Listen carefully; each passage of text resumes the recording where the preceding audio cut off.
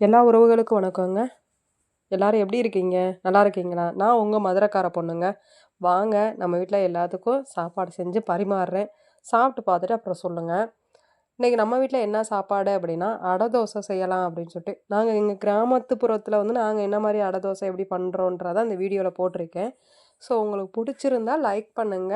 Comment பாக்ஸ்ல comment பண்ணுங்க. So எனக்கு நெறைய பேர் சப்ஸ்கிரைப் பண்ணியிருக்கீங்க. அவங்களுக்கு ஃபர்ஸ்ட்டு நான் நன்றிய சொல்லிக்கிறேன். ஸோ நான் இப்போ தான் ஸ்டார்ட் பண்ணேன். ஒரு 1 மந்த்துக்குள்ள தான் எனக்கு இவ்வளோ இவ்வளோ பேர் வந்து சப்ஸ்கிரைப் பண்ணியிருக்கீங்க. அதுக்கு ரொம்ப நன்றிங்க. ஸோ அடை தோசை வந்து எங்கள் வீட்ல இன்னைக்கு நைட்டு நாங்க பண்ணியிருக்கோம்.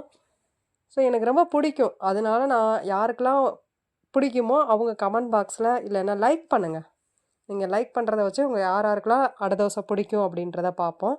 ஸோ எல்லா பருப்பையும் ஊற வச்சு, அத அரைச்சு, வெங்காயம், கேரட்டு, தேங்காய் எல்லாத்தையும் இது பண்ணி, அப்படியே நம்ம என்ன செஞ்சோம்னா, சட்டிய காய வச்சு ஊத்திட்டோம்.